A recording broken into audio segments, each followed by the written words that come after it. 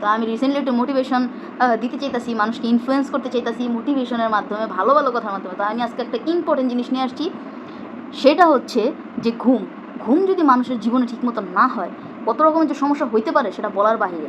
একটা মানুষের দৈনিক 7 থেকে 8 ঘন্টা প্রপারভাবে ঘুমানো উচিত। যদি এর বেশি কম বেশি ঘুমান, দেখা গেল কম ঘুমাইলে একটা সমস্যা আছে, আবার বেশি ঘুমাইলেও কিন্তু একটা সমস্যা আছে। কম ঘুমাইলে কী হতে পারে, ধরেন 4-5 ঘন্টা ঘুমাইলেন, তা আপনার শরীরের যে স্ট্রেস হরমোন কর্টিসলগুলো আছে এগুলো কিন্তু স্ট্রেস হরমোন কর্টিসল বাড়ায় দেয়, যার ফলে আপনার হচ্ছে যে এনার্জিটা কম থাকে, সারাদিন কেমন জানি লাগে, ঘুম লাগে, আর হচ্ছে যে আপনার মেজাজটা খারাপ থাকে, ভালো কথাগুলো ভালো লাগবে না এরকম।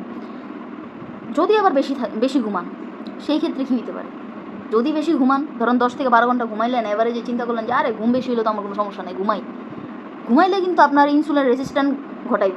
যখন ইনসুলিন রেজিস্ট্যান্ট ঘটাইব তখন কিন্তু আপনার ডায়াবেটিস হওয়ার সম্ভাবনাটা শতগুণ বাইরে যাব, বাড়বই, এটা 100% বাড়বো। তো কম ঘুমাইলেও সমস্যা, বেশি ঘুমাইলেও সমস্যা।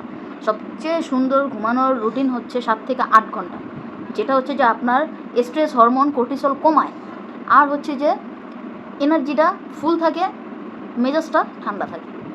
তো মানুষের লাইফে ঘুমটা অনেক প্রয়োজনীয়, যদিও আমি অনেক বেশি ঘুমাই, আবার অনেক সময় অনেক কম ঘুমাই। তবে আপনারা চেষ্টা করবেন রাত 8টা থেকে 10টার মধ্যে খাবার দাবার শেষ করে, দেখা গেল ওয়েট কয়টা বাজে এখন? 3:36 বাজে। দেখেন 3:36 বাজে।